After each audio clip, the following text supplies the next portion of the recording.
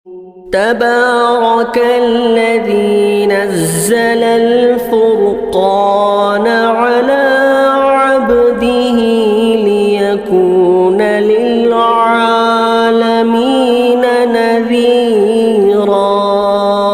السلام عليكم ورحمة الله. الحمد لله نحمده ونستعينه ونستغفره ونؤمن به ونتوكل عليه ونعوذ بالله من شرور أنفسنا ومن سيئات أعمالنا. من يهده الله فلا مضل له ومن يضلله فلا هادي له. ونشهد أن لا إله إلا الله وحده لا شريك له. ونشهد أن سيدنا ونبينا وحبيبنا ومولانا محمدا عبده ورسوله. أما بعد فأعوذ بالله من الشيطان الرجيم. بسم الله الرحمن الرحيم. لن ينال الله لحومها ولا دماؤها ولكن يناله التقوى منكم. وقال النبي صلى الله عليه وسلم: لا يؤمن أحدكم حتى أكون أحب إليه من والده وولده والناس أجمعين. وقال النبي صلى الله عليه وسلم: إن الله لا ينظر إلى صوركم وأعمالكم ولكن ينظر إلى قلوبكم وأعمالكم، أو كما قال عليه الصلاة والسلام. اللهم صل على محمد وعلى آل محمد وبارك وسلم. عزیز ساتھیو، آج جو ہے ذی الحجہ کی 11ویں تاریخ ہے اور عید الاضحیٰ کا دوسرا دن ہے. آپ حضرات جیسا کہ جانتے ہیں، ان دنوں میں اللہ تعالیٰ کے نزدیک سب سے مقبول اور کوئی عبادت اللہ کو پسند نہیں سوائے قربانی کے. نماز کے بعد اگر اللہ کے سامنے ان دنوں میں کوئی عبادت اللہ کو پسند ہے تو وہ ہے قربانی. اور تسبیحات کے اندر اللہ تبارک و تعالیٰ کو ان دنوں میں سب سے زیادہ اگر کوئی تسبیح پسند ہے، جسے ایام تشریق بھی کہتے ہیں، جس میں تکبیر پڑھی جاتی ہے ہر نماز کے بعد، جیسے اللہ اکبر لا الہ الا اللہ اللہ اکبر وللہ الحمد. یہ تکبیر اللہ تبارک و تعالیٰ کو دیگر تسبیحات سے زیادہ یہ تکبیر اللہ کو بڑی پسند ہے یہ 5 دنوں میں. اس لیے اللہ کے رسول صلی اللہ علیہ وسلم کی سنت بھی ہے کہ ہر نماز کے بعد ایک مرتبہ تکبیر تشریق کا پڑھنا یہ واجب ہے. مرد کے لیے تو مسجدوں کے اندر ہر نماز کے بعد اونچی آواز سے دھیمی پڑھنا، اور عورتوں کو گھروں کے اندر دھیمی آواز سے، زور سے نہیں بلکہ آہستہ آواز سے فرض نماز کے بعد عورتوں کو گھر میں پڑھنا یہ واجب ہے. تو لہذا یہ تکبیر تشریق کا پڑھنا بھی واجب ہے. تو اللہ تبارک و تعالیٰ نے ان دنوں کے اندر عبادت کو بڑھا دیتے ہیں. اس لیے خوشی کا جہاں موقع آتا ہے تو وہاں عبادت پہ ڈھیل نہیں ہوتی، بلکہ عبادت کے اندر انسان کو اور زیادہ بڑھا دی جاتی ہے. جیسا کہ دوسرے دنوں کے اندر دن میں 5 وقت کی نماز فرض ہوتی ہے. جب عید کے دن آ جائے، عید کے دن آ جائے، عید الفطر ہو، عید الاضحیٰ کا دن ہو، تو ان میں اور ایک نماز کو بڑھا دیا جاتا ہے، کیونکہ اللہ تبارک و تعالیٰ یہ بتانا چاہتے ہیں کہ جو فرصت مل گئی تو عبادت اور زیادہ کرو. لیکن آج ہماری حالت تو یہ ہے، فرصت ملی تو عبادت میں ڈھیل شروع ہو جاتی ہے. فرصت ملی تو ہم سوچتے کہ چلو گھومنے پھرنے چلے جائے، بجائے ہم جو عبادت میں اپنے وقت کو لگانے کے ہم جو دوسرے چیزوں میں وقت لگانا شروع کر دیتے ہیں. تو لہذا ان ایام میں، ان دنوں کے اندر خوب اللہ کی عبادت کرے، خوب اللہ سے دل لگائے، خود اللہ کو راضی کرنے کی کوشش کرے، اور دنیا کو، دنیا والوں کو راضی کرنے کی کوشش ہرگز نہ کرے. اور اس میں ان دنوں کے اندر سب سے بہترین اگر کوئی عبادت ہے تو وہ قربانی کی عبادت ہے. اس لیے اللہ تبارک و تعالیٰ انسان کو قربانی کا حکم دینے کے بعد کیا آپ بتانا چاہ رہے کہ قربانی کے دن گزر رہے ہیں. ان قربانی کے دنوں میں اللہ انسان سے یہ کہہ رہے ہیں کہ قربانی کرو. نہ انسان سے اللہ یہ کہہ رہے ہیں کہ نہ مجھے گوشت کھلاؤ، نہ مجھے خون دو، نہ میرے سامنے مسجد میں آ کر نہ قربانی کے جانور کے بلی چڑھاؤ. اس طرح کا اللہ کا حکم نہیں ہے. جیسا کہ آپ غیروں کو دیکھتے ہیں، غیر مسلموں کو دیکھتے ہیں کہ وہ اپنی عبادت کو قبول کروانے کے لیے کسی مورتی کے پاس جاتے ہیں، وہاں جو ہے جانور کی بلی چڑھائی جاتی ہے، وہاں جو ہے وہاں جانور کو قربان کر کے اس کی بلی چڑھائی جاتی ہے، اور وہاں جو ہے بے حرمتی کی طرح وہاں جو ہے جانور کو نہ ادب نہ احترام نہ کچھ بھی نہیں، کاٹا سرا لے گئے اس کو جو ہے پھینک دیا گیا. بعض جانوروں کو آپ دیکھتے ہوں گے بلی چڑھایا جاتا ہے، ایک گاڑی کے نیچے صرف جلوے کر دیا جاتا ہے. اس طرح کی چیزیں ہوتی ہیں. لیکن شریعت مطہرہ اتنی گندی نہیں کہ کسی کو تکلیف دی جائے. شریعت پاک چیز ہے. یہاں جو ہر ایک کے حقوق کو بیان کیا جاتا ہے. جانور ہے تو اس کے حقوق ہے، انسان ہے تو اس کے حقوق ہے، بیوہ عورت ہے تو اس کے حقوق ہے، یتیم ہے تو اس کے حقوق ہے. ہر ایک کے حقوق اللہ کے رسول صلی اللہ علیہ وسلم نے ہمیں بتایا. کون سی چیز ایسی نہیں جو اللہ کے رسول نے ہمیں نہیں بتا کر دیا. اس لیے اللہ تبارک و تعالیٰ نے قرآن مجید میں فرمایا اليوم اکملت لکم دینکم واتممت علیکم نعمتی ورضیت لکم الاسلام دینا. اللہ تعالیٰ کہتے ہیں، اللہ کے رسول صلی اللہ علیہ وسلم جب حجۃ الوداع کے موقع پر اللہ کے رسول خطبہ دے رہے تھے، اس خطبے کے اندر اللہ کے رسول نے یہ آیت مبارکہ تلاوت فرمایا. کہا کہ اليوم اکملت لکم دینکم واتممت علیکم. اللہ کے رسول صلی اللہ علیہ وسلم سے فرما گیا اے نبی جی اب آپ پر دین کو ہم نے کامل مکمل کر دیا. اب دین کو مکمل کر دیا. ہر بندہ قیامت تک آنے والے کے لیے اگر کوئی دین ہے، کامل مکمل دین ہے تو شریعت مطہرہ ہے، جس کے اندر کوئی چھپی ہوئی بات نہیں. یہاں تک کہ میاں بیوی کے ہم بستری کرنے کا آداب بھی ہے شریعت مطہرہ کے اندر سکھایا گیا. کس طرح میاں بیوی تنہائی کے اندر ہم بستری کرے، رات کس طرح گزارے، ساری چیزیں اللہ کے رسول صلی اللہ علیہ وسلم نے ہمیں بیان کر کے گئے. اب دیکھا جاتا ہے کہ قربانی کے دنوں کے اندر یہ ایام چل رہے ہیں کہ رمضان جیسے عید الاضحیٰ کا موقع آ گیا تو ہمارے مسلمانوں کے ذہنوں کے اندر ایک بات آتی ہے کہ قربانی کا کیوں حکم دیا گیا. جب اللہ کو نہ گوشت پہنچ رہا ہے، نہ اللہ کو خون پہنچ رہا ہے، نہ اللہ کے پاس جانور پہنچ رہا ہے، کوئی چیز اللہ کے سامنے نہیں پہنچ رہی، تو پھر اللہ کو اس قربانی کا مقصد کیا رہا؟ جیسا کہ غیروں کے اندر آپ دیکھتے ہیں جانور کی بلی چڑھائی جاتی ہے، مورتی سامنے رکھی ہوئی ہوتی ہے، جانور کو بلی چڑھا کر اس کا خون اس مورتی کے جسم پر ڈالا جاتا ہے، اس مورتی کے اوپر ڈالا جاتا ہے. جبکہ شریعت کے اندر کیا کرتے ہیں؟ قربانی کرنے کے بعد اس کے سارے کا سارا خون چھیپر میں یا بھوریوں میں کہیں نہ کہیں بہہ دیا جاتا ہے. یہ چیز سوچنے کی بات ہے. اس لیے اللہ تعالیٰ کہتے ہیں لَن يَنَالَ اللَّهَ لُحُومُهَا وَلَا دِمَاؤُهَا وَلَكِنْ يَنَالُهُ التَّقْوَىٰ مِنكُمْ. اللہ کہتے ہیں نہ میرے پاس تمہارا گوشت پہنچتا ہے نہ خون پہنچتا ہے، صرف ہم تمہارے اندر اطاعت دیکھنا چاہتے ہیں. اطاعت دیکھنا چاہتے ہیں. ہم دیکھنا چاہتے ہیں کہ تم جو ہے میری بات کو ماننے والے اور نہیں ماننے والے. کیا تم میری بات کے سامنے سر جھکاتے نہیں جھکاتے؟ میں جس کا تمہیں حکم دوں کیا تم اس حکم کو مانو گے نہیں مانو گے؟ یہی تو چیز اللہ قربانی کے ذریعے سے مسلمان کو اس بات کی تعلیم دینا چاہتے ہیں. ایک جانور جس کے اندر نہ عقل ہے نہ شعور ہے، کچھ نہیں، جو کچھ بھی تمیز نہیں ہوتی، اس کے اندر دیکھو کتنی سمجھداری کی بات دیکھی جاتی ہے. جیسے اللہ کا حکم ہو جائے وہ اپنی گردن کو نیچے جھکا دیتا ہو، کبھی بھی جو ہٹ کر نہیں کھڑا ہوتا. ایک جان ہے بدکنا، جو ایک فطرت ہے، ایک جان ہے بدکتی ہے، لیکن جہاں اللہ کا حکم آ جائے تو اپنی گردن کو وہاں جھکانے کے لیے تیار، وہاں اٹھنے کے لیے تیار نہیں. تو اللہ یہی کہتے ہیں مسلمان سے جب میرا حکم ہو جائے تو تمہاری گردنیں جھک جانا ضروری ہے. لیکن ہماری آج حالت دیکھیں، آج ہماری حالتوں پر افسوس ہے.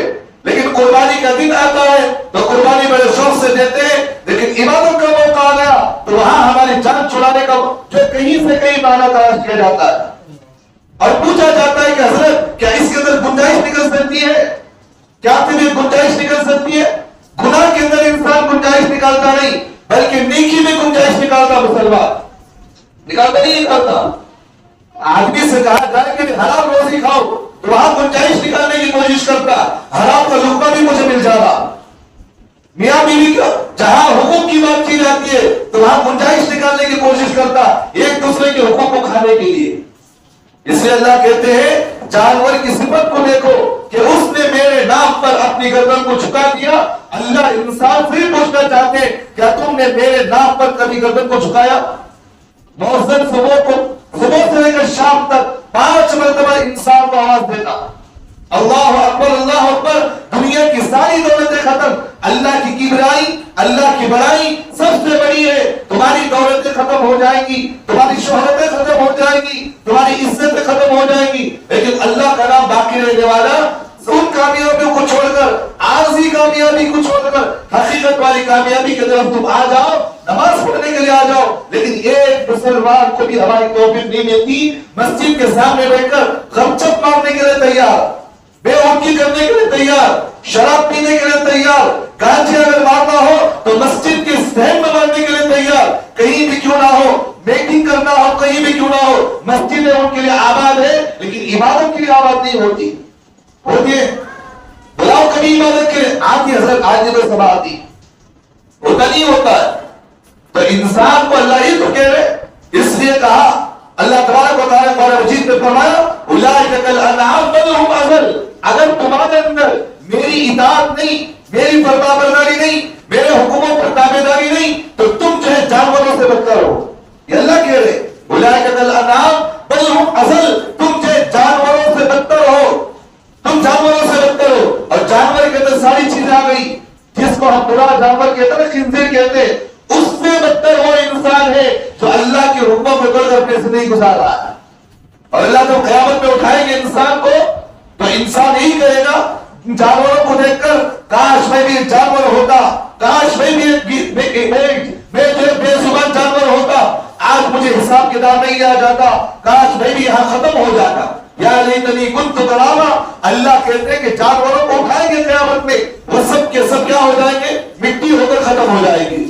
اب وہاں انسان کہے گا کاش میں بھی ایک جانور ہوتا تاکہ مجھے بھی ختم کر دیا جاتا، کیونکہ اس لیے کہ میں نے اپنی زندگی میں اتنے گناہ لے کر آیا ہوں کہ ان گناہوں کے اس پر جو مجھے وبال پہنچنے والے، اس پر جو عذاب ہونے والا ہے، اس کی بھی طاقت نہیں رسالت سنبھالنے کی، سوچنے کی بات نہیں ہے۔ تو آدمی کو یہ قربانی کا مقصد یہی ہے، یہ قربانی کا مقصد یہ نہیں کہ کھا لیا پی لیا ڈگر مار لیا، سوچنے کی بات ہے اللہ نے ہر عبادت کے اندر حکمت چھپا رکھے۔ بڑی نقطے کی بات میں کہہ رہا ہوں، اللہ ہر عبادت کے اندر اللہ نے کوئی نہ کوئی حکمت چھپا رکھے۔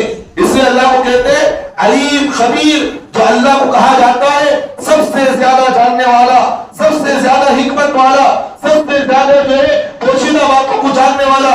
اگر کوئی ذات مقدس ہے وہ اللہ تعالیٰ ہے، وہ اللہ کی ذات ہے۔ تو اس لیے قربانی کا مقصد صرف یہ نہ ہو کہ کھا لیا پی لیا ڈکار مار لیا، کوئی موقع نہ ملے کھا لیا پی لیا عیش کے ساتھ زندگی گزارا۔ مقصد یہ نہیں کہ پوری زندگی ہماری زندگی اللہ کے حکموں کے مطابق ہونا ضروری ہے۔ اس سے اللہ تعالیٰ کی آیت کے اندر کہتے ہیں لَن يَنَالَ اللَّهَ لُحُومُهَا وَلَا دِمَاؤُهَا وَلَٰكِنْ يَنَالُهُ التَّقْوَىٰ مِنكُمْ۔ ہم تمہارے تقوی کو دیکھنا چاہتے ہیں، ہم تمہارے اندر جو اطاعت کو دیکھنا چاہتے ہیں، میرے نبی کی سنت کو تم کس طرح دکھانا چاہتے ہو، کس طرح میرے نبی کو اپنی زندگی میں تم بسانا چاہتے ہو، ہم تمہیں آزمانا چاہتے ہیں، ہم تمہیں دیکھنا چاہتے ہیں۔ جس طرح حضرت ابراہیم اور حضرت اسماعیل علیہ السلام کا جو واقعہ ہے، وہاں باپ اور بیٹے نے اللہ کے حکموں کے سامنے اپنی گردن کو جھکایا۔ وہاں ایک نقطے کی بات کہی گئی، باپ نے اپنے بیٹے سے کہا بیٹا میں تمہیں ذبح کرنا چاہتا ہوں۔ بیٹے نے کیا جملہ کہا؟ اس نے کہا کہ ابو یہ کس کا حکم ہے؟ انہوں نے کہا کہ اللہ کا حکم ہے۔ تو انہوں نے کہا جب اللہ کا حکم ہے یہاں پوچھا نہیں جاتا، یا رائے نہیں جاتی، یا اجازت نہیں جاتی، یہاں سیدھا اللہ کے نام پر قربان کیا جاتا ہے، یا حکم کو مانا جاتا ہے۔ لیکن آج ہماری حالت دیکھیں، قربانی تو بڑے زور و شور کے ساتھ دیا جا رہا ہے، لیکن زندگی کے اندر جانور کی صفت بھی نہیں، اس کے اندر جیسی اطاعت ہے اس جیسی بھی اطاعت نہیں، تو سمجھو کہ وہ جانور میرے سے بہتر ہے، وہ جانور میرے سے بہتر ہے جو اللہ کے نام پر قربان ہو گیا لیکن پوری زندگی کلمہ پڑھنے کے بعد بھی جہنم میں جا رہا ہوں، وہ جانور میرے سے بہتر ہے جو میں اپنی زندگی گناہ میں گزار کر جہنم میں جا رہا ہوں۔ افسوس ہے کہ نہیں ہے؟ تو اس لیے قربانی کے مقصد کو سمجھے، قربانی کیوں دی جاتی ہے؟ قربانی کا مقصد تو یہی ہے کہ اللہ کی اطاعت، اللہ کا ڈر اور خوف اپنی زندگی میں پیدا کرے۔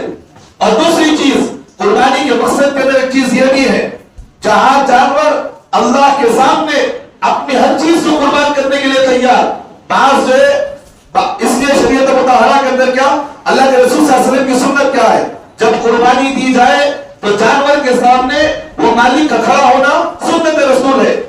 جانور جب قربان کیا جاتا ہے، جس کے نام سے قربانی دی جا رہی ہے انہیں کیا کھڑا ہونا؟ جانور کے سامنے کھڑا ہونا۔ کیوں؟ کیا حکمت ہے اس میں؟ سرکار دو عالم صلی اللہ علیہ وسلم کی کیا حکمت ہے؟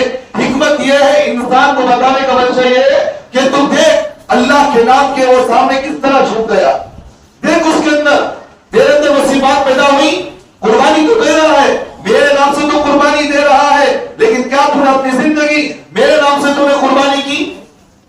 یہ چیز سکھانا جا رہا ہے۔ اور دوسری حکمت کی بات علماء نے لکھا ہے، دوسری حکمت کی بات کیا ہے؟ جانور کے سامنے قربانی کرنے کا، قربانی جب دی جائے جانور کے سامنے کھڑا ہونے کا اللہ کے رسول کی سنت ہے، کیوں اس میں حکمت ہے؟ دوسری حکمت یہ ہے جانور کے سامنے اس لیے کھڑا کیا جاتا ہے، ایک مسلمان کے اندر دل کے اندر موت کا ڈر اور خوف نہیں ہو رہا۔ جب ایمان کی بات آ جائے، جب اسلام کی بات آ جائے تو اپنی گردن کٹانے کے لیے کوئی پیچھے نہیں کھستا۔ یہ مسلمان کے اندر ہونا ضروری۔ اس لیے تو شریعت نے جانور کے ذبح ہونے کے وقت ایمان والے کو جس کے نام سے قربانی دی جا رہی اس سے کہا جا رہا ہے کہ تم غور سے دیکھو کھڑے ہو کر۔ اگر عورت کے نام سے قربانی دی جا رہی ہے تو عورت کو بھی اس بات کا حکم دیا گیا کہ وہ بھی آ کر جانور کو کھڑ کر دیکھے کس طرح قربانی دی جا رہی ہے، تاکہ اس کے دل کے اندر بھی جب اسلام کے نام پر قربانی کا موقع آئے تو اپنی جان کو قربان کرنے میں کبھی پیچھے نہیں کھسنا ہو رہے۔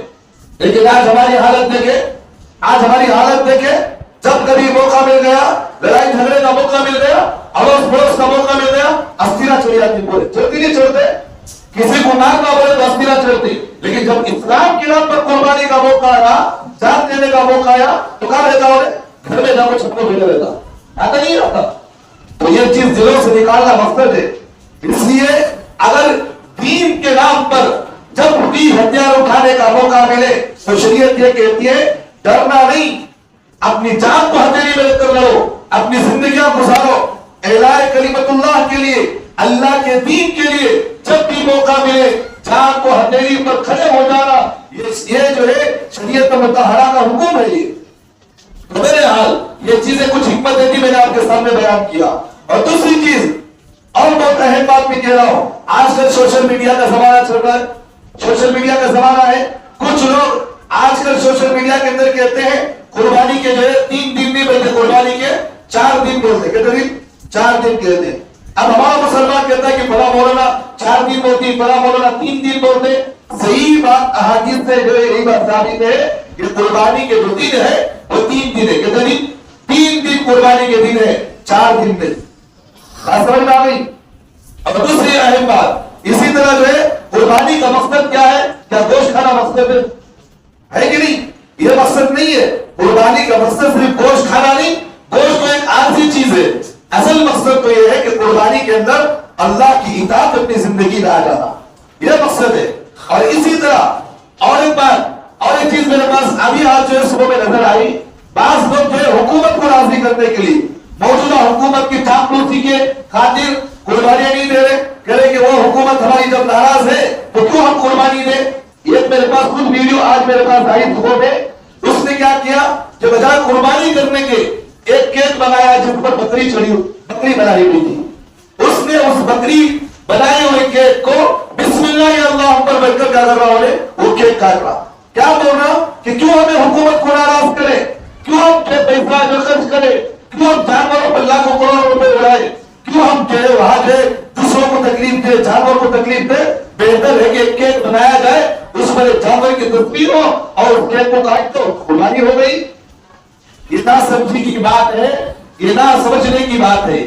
اب ان سے ایک سوال ہمارا یہ ہے، جب جانور کے جسم پر کپڑا نہیں ہے تو تم یہ کام کرو کہ بھئی جب اتنا جانوروں کے ساتھ تمہارا رویہ ہے، یہ سوچنے کو جانور کو تکلیف ہو رہی ہے، قربانی کر کر کھانے سے تکلیف ہے، تو ایک کام کرو، جانور کے جسم پر کپڑا نہیں، تم بھی مرحلہ گھستے رہو، تم بھی کپڑا نکال دیا کرو۔ ایسا ہوتا نہیں، جس طرح جانور گلی کوچوں میں باخانہ پیشاب کر لگو پھرتا، ایسا تمہیں پھرتی نہیں ہوتا۔ اللہ نے انسان اور جانور کے اندر کچھ فرق رکھا ہے۔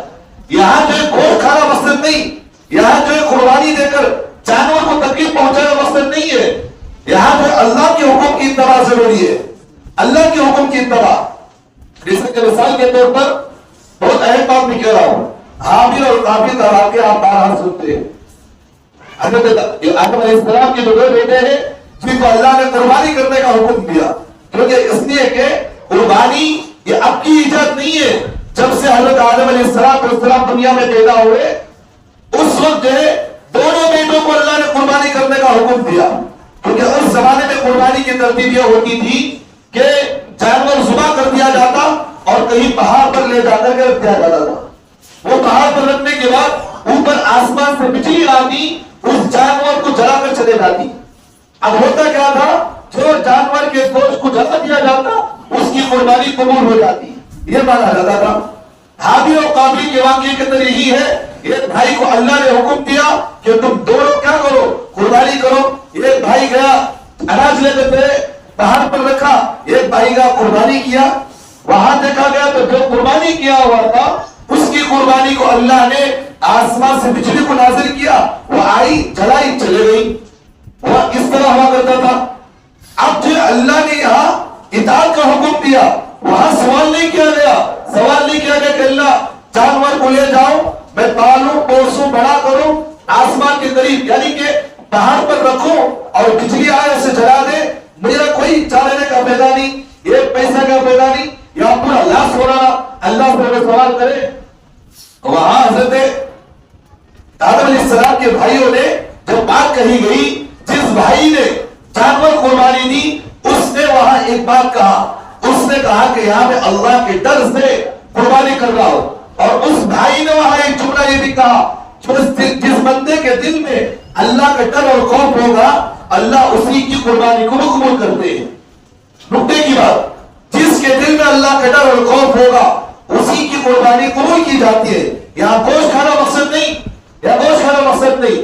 اسی کی ضمن میں ایک نکتے کی بات ذہن میں رکھے، آج کل ہمارے مسلمانوں کے اندر یہی تو ہے، اور قربانی کا موقع آتا تو جانور لے کر کیا کرتا، یہ اس کی ویڈیو پکڑ لیا، اس کی فوٹو پکڑا، یہ اسٹیٹس پہ ڈالا، وہاں ڈالا، یہاں ڈالا، پورے خاندانوں کو دکھا تھا کیا بھائی میں قربانی دے رہا ہوں، قربانی بھائی بعدوں میں قربانی دے رہے، کیا مقصد بتانا، کیا مقصد بتانا، کیا شہرت جتانا چاہ رہے، یا لوگوں کو بتانا چاہ رہے جو عبادت کی جاتی ہے اس عبادت کو چھپانا بھی ہے، وہ اللہ کے سامنے دل میں ڈر بھی ہو۔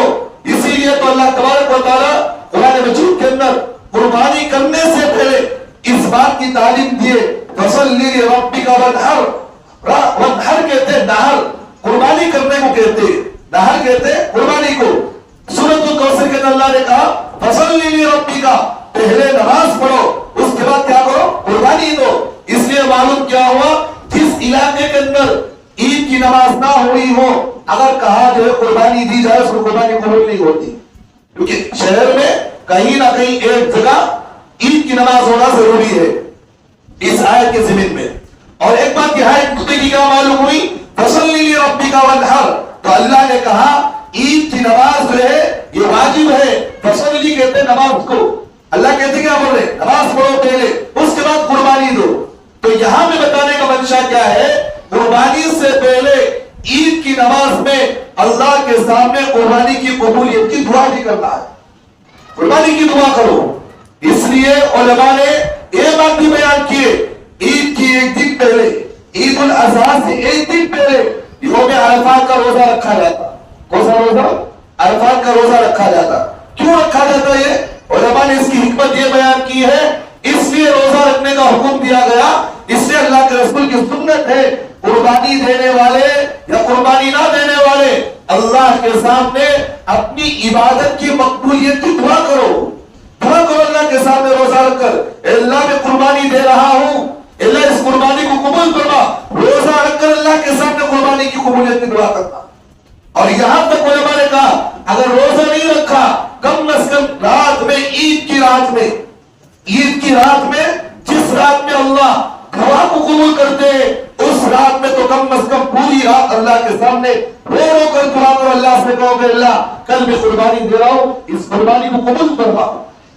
اب کیا معلوم ہوا کہ قربانی کی عبادت بڑی اہم ہے کیونکہ عبادت کا مقصد صرف قربانی کرنا نہیں, خون بہانا نہیں, بلکہ مطلب یہ ہے لاکھوں کروڑوں روپے تم جا کر جانور جو خرید رہے ہو اس جانور کو قبول کرنا یا نہ کرنا کس کے قبضے میں ہے؟ اللہ کے قبضے میں. اور اس کی قبولیت کی دعا پہلے سے تمہیں کرنا چاہیے. بات سمجھ میں نہیں آ رہی؟ تو اس لیے ہر عبادت سے پہلے اللہ انسان کے دل کو پاک کروانا چاہ رہے. اور ایک مثال کی بات ذہن میں رکھیے. اور ایک مثال, آپ فرض نماز پڑھ رہے, فرض نماز سے پہلے سنتیں ہیں نہیں ہے. فجر سے پہلے 2 رکعت سنت, ظہر سے پہلے 2 رکعت سنت, صبح کی نماز پڑھ رہے تو 4 رکعت سنت, ظہر سے پہلے 4 رکعت سنت, عصر سے پہلے 4 رکعت سنت. اسی طرح مغرب سے پہلے اللہ کے رسول کی یہ بھی سنت ہے. اللہ کے رسول نے کبھی جو ہے ایک مرتبہ کیا کیے, مغرب سے پہلے سنت بھی پڑھے. تو بہرحال اس لیے شوافی کے نزدیک آپ دیکھے ہوں گے کہ وہ مغرب سے پہلے 2 رکعت سنت پڑھتے. تو بہرحال عشاء کی نماز سے پہلے 4 رکعت سنت. تو اس طرح کیوں بتایا گیا؟ اس لیے کہ فرض عبادت سے پہلے اپنے دل کو پاک و صاف رکھو, اس کے بعد عبادت کی جائے تو عبادت کے اندر اور زیادہ جو کیا ہوتی ہے, مضبوطی رہتی ہے, نورانیت رہتی. یہ عبادت مقصد ہے. تو بہرحال قربانی سے پہلے اپنے دلوں کو پاک و صاف کرنے کا حکم اللہ نے دیا, اس لیے دیا تاکہ تمہاری عبادت قبول کی جائے. تو مطلب کیا تھا بتانے کا منشا یہ ہے, قربانی کا جانور اللہ کے نزدیک قربانی اگر کوئی ہے تو وہ قربانی جانور کی دی جائے گی, کوئی کیک کی نہیں دی جائے گی, ہے کہ نہیں؟ کوئی حکومت والوں کی چاپلوسی کرتے ہوئے جانور کو کیا نہیں کیا جائے گا, جانور کے بجائے مال کو صدقہ نہیں کیا جائے گا. بات ذہن میں رکھو, بعض ہمارے مسلمانوں کے اندر دیکھا جاتا ہے قربانی کے دنوں میں بجائے قربانی کرنے کے اتنا مال لے جا کر صدقہ کروا دی. کیا بولتے؟ صدقہ کرتے. اور سوال کیا جاتا کیا لاکھوں کروڑوں روپے خرچہ کر کو کیا پیدا ملا تم کا, جانور قربانی کرے پیدا کیا بھی نہیں. اللہ کہہ رہے پیدا اس سے بہت زیادہ ہے, بہت زیادہ پیدا. سب سے پہلی چیز اللہ کا تقویٰ اپنی دل میں پیدا ہوگا. دوسری چیز دنیا میں پیدا کیا, آدمی زندگی میں گوشت نہیں کھاتا نہیں گوشت کھاتا ہو. اور دوسری چیز کیا, تیسری چیز کیا, قربانی کرنے کے بعد غربا میں تقسیم کرو گوشت, تاکہ جو غریب لوگ ہیں جو گوشت نہیں کھاتے وہ بھی گوشت کھائے. اور مسلمان سب سے بہترین, اللہ کے رسول نے فرمایا سب سے بہترین سالن وہ ہے جس کے اندر گوشت ہو. اللہ کے رسول نے گوشت کا سالن بڑا پسند تھا, کیونکہ اس لیے علماء نے بات لکھی ہے شیر ہمیشہ گوشت کھاتا, گیدڑ کیا کھاتا ہمیشہ, خنزیر کیا کھاتا بھائی, آخر نہ کھاتا. شیر جو ہوتا ہے وہ گوشت کھاتا ہے. اللہ کے رسول نے مسلمان کی جو مثال دی وہ شیر کی مثال دی ہے, شیر کی مثال دی. تو گوشت کھانا یہ بھی ایک پیدا ہوا. اور دوسری چیز قربانی دینے سے پیدا کیا رہا, جو جانور بیچنے والے ہیں جو سال میں ایک مرتبہ کا بزنس ہوتا, لاکھوں کا بزنس, کروڑوں کا بزنس کا ہو جاتا ہے. ہوتا نہیں ہوتا.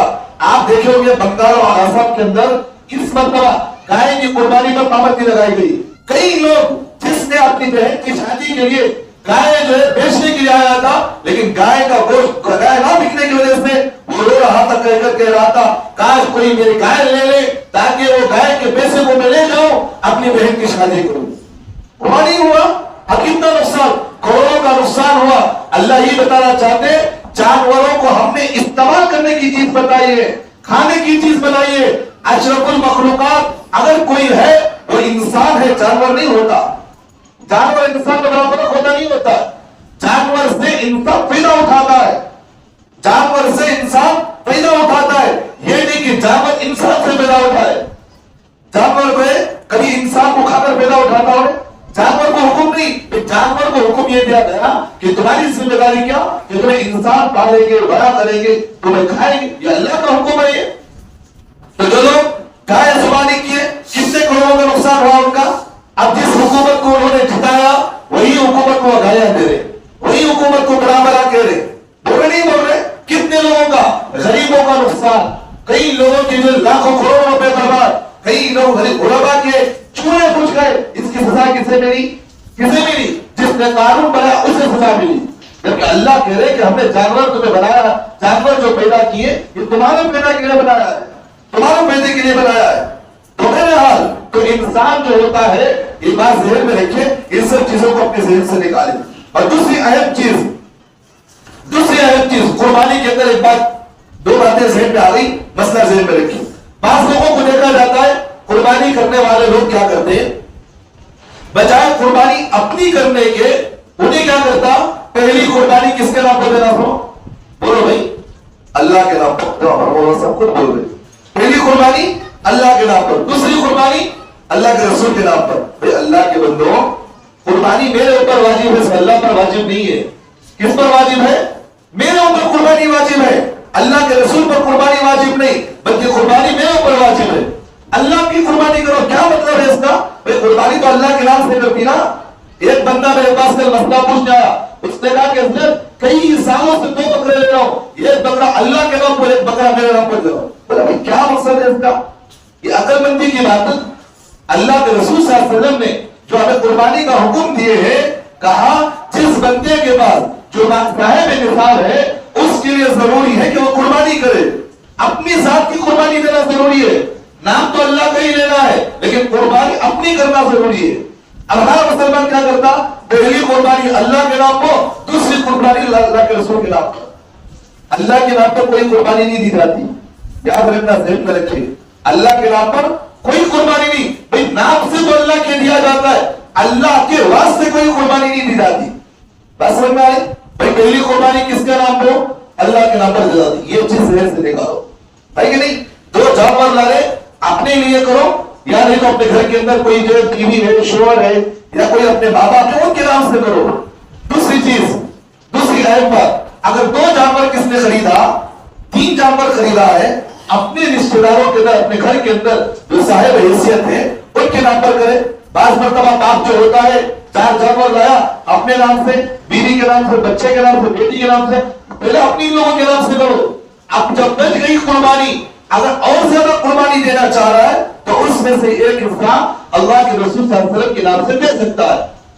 اپنی واجب قربانی چھوڑ کر اللہ کے رسول کے نام کی قربانی دی جائے تو واجب اپنی باقی رہ جاتی ہے، لیکن نفل قربانی اللہ کے رسول کے نام پر قبول ہو جاتی ہے. لیکن پکڑے کون گئے؟ اللہ کے رسول کہتے ہیں پہلے اپنی نام کی قربانی دو. اللہ کے رسول صلی اللہ علیہ وسلم نے، اللہ کے رسول نے 2 جانور لگائے، 2 مہینے لگائے. ایک اپنے نام سے کیے، 2 مہینے لگائے کس کے نام سے؟ ایک اپنے نام سے کیے، ایک جو ہے مینڈا، ایک بکرا جو ہے پوری امت کے نام سے کیے. بتانا بخشا کیا ہے؟ پہلے اپنی قربانی ہو جائے، اپنے لوگوں کی قربانی ہو، بچے ہو جانے کے بعد پھر جو ہے کیا کرنا، اپنے دوسرے اللہ کے رسول کے نام پر، دوسروں کے نام سے کر سکتے ہیں. بس سمجھ میں آ گیا؟ اسی طرح بہت اہم بات، بعض ہمارے مسلمانوں کو دیکھا جاتا قربانی کا گوشت کل دیکھا، وہ کون سے کی، وہ لا کر دیتے نا اوپر والے، یا کلو لا کر دیتے. وہ ایک کل ہمارے علاقے میں دیکھا کہ میرے گھر کے پاس کھڑا ہوا تھا، ایک بندہ لا کر گوشت دیا. میں پوچھا بھی کون بھیجا؟ بڑا تمہارا رشتے دار، اس نے آرڈر پہ بک کیا، انہیں لا کر تمہیں دے رہا. میں بولیا بھی قربانی کا گوشت رشتے داروں میں، پڑوسیوں میں خود جا کر پہنچاؤ. یہ نہیں کہ بھی دوسروں کو پیکنگ کر پہاڑوں دیکھو بھیجا نہیں، اس سے محبت بڑھتی ہے. بڑا افسوس ہوتا ہے دیکھ کر. اس لیے قربانی کا گوشت دیا جا رہا تو اس میں 3 حصے کرتے ہیں، اپنے لیے، رشتے داروں کے لیے، اور کس کے لیے؟ غربا کے لیے، غریبوں کے لیے. ہے نہیں، یہ نہیں قربانی دینے کے بعد پورا گوشت اٹھایا فریج میں ڈال دیا، سال سڑا ہوا کھانا. ہے نہیں. ایک لطیفہ لکھا ہوا کتابوں کے اندر، ایک آدمی 10 سال کے بعد، ایک آدمی جو ہے 40 دن کے بعد خواب دیکھا. کتنے دنوں کے بعد؟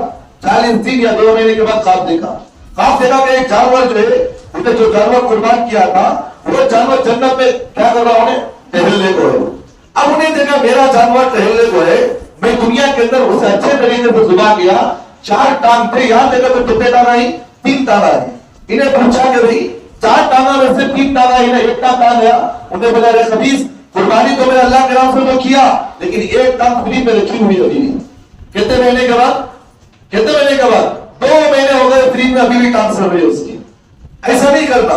قربانی کر رہے, جانور کی قربانی ہے, خود کھاؤ, بچے ہونے جو ہے دوسرا گوشت جو ہے اڑوس پڑوس میں دو, غربا کو دو, اچھی بات ہے. سال سال بیٹا میں نہ رقم ایسا کھانے کی کوشش ہرگز نہ کرے. اور آخری بات, بہت اہم بات, باقی صفائی کا خوب خیال رکھیں. پر افسوس ہو رہا ہے, ابھی بھی ادھر سے آ رہا تھا, ابھی جو اوپر چل رہا تھا وہاں خود میں نے دیکھا اتنا کچرا پڑا ہوا ہے روڈوں پر, گلی کوچوں کے اندر. افسوس ہوتا ہے دیکھ کر, افسوس ہوتا ہے. باقی صفائی رکھے بھائی, عبادت پاک چیز ہے, گندی چیز نہیں ہے. عبادت پاک ہے. اللہ کے رسول صلی اللہ علیہ وسلم نے فرمایا الطہور نصف الایمان, الطہور شطر الایمان, کہا کہ پاکی صفائی آدھا ایمان ہے. پاکی صاف رہو, پاک صاف رہو, اللہ پاک ہے, پاک صاف رہو, اللہ پسند کریں گے. گلی کوچوں میں گندگیاں ڈالنا, ایک دوسرے کو تکلیف دینا, ایذائے مسلم حرام ہے. کیا ہے ایذائے مسلم حرام ہے. ایک مسئلہ آخری بتا دو, بہت اہم مسئلہ بتا رہا ہوں, بار بار یہ مسئلہ میں نے کئی مرتبہ بتایا ہے. ایک مسلمان قرآن پڑھ رہا, ایک مسلمان قرآن پڑھ رہا, ایک آدمی اس کے بعد سویا ہوا ہے اس کے سامنے. اگر کوئی یہ سمجھ رہا ہے کہ میں قرآن پڑھ رہا ہوں, اللہ کی عبادت کر رہا ہوں اور میں اللہ سے بات کر رہا ہوں, اب اس نے کیا کیا, بجائے قرآن کو آہستہ پڑھنے کے زور سے چلا کر پڑھ رہا ہے. اب وہاں سونے والے کو تکلیف ہو رہی, سو رہا ہے اسے تکلیف ہو رہی, تو علماء نے مسئلہ لکھا ہے اس کا قرآن پڑھنا بھی گناہ ہے. کیا ہوگا ابھی, قرآن پڑھنا گناہ, کیونکہ سونے والے کو اس کی عبادت سے تکلیف ہو رہی ہے. ایذائے مسلم حرام ہے. جب نماز جیسی عبادت, قرآن جیسی عبادت کے اندر جب شریعت یہاں انسان کو سونے والے سے منع کرتی ہے آہستہ پڑھو, تو راستے میں گلی کوچوں میں جو ہے گندگیاں ڈال کر جانا, اس سے راستے والوں کو تکلیف ہونا, کتنی بڑی تکلیف کی بات ہے یہ, ہے کہ نہیں. عبادت تو اللہ کے لیے کی ہے, لیکن پوری عبادت دوسروں کو تکلیف دیتے ہوئے پوری گزار دیا, خراب کر لیا. اس لیے سرکار دو عالم صلی اللہ علیہ وسلم نے ہمیں اس بات کی تعریف کی ہے, درخت دار سایہ دار درخت کے نیچے پیشاب پاخانہ نہ کرو. کس کے نیچے, سایہ دار. اگر کوئی درخت ہے سایہ دے رہا ہے تو اس درخت کے نیچے بیٹھ کر پیشاب پاخانہ نہیں کرنا. کیوں, اس لیے کہ لوگ سایہ دار درخت کے نیچے جانے والے کیا کرتے, کچھ آرام کرنے کے لیے, اپنی تکلیف کو دور کرنے کے لیے کہاں بیٹھتے, درخت کے نیچے بیٹھتے.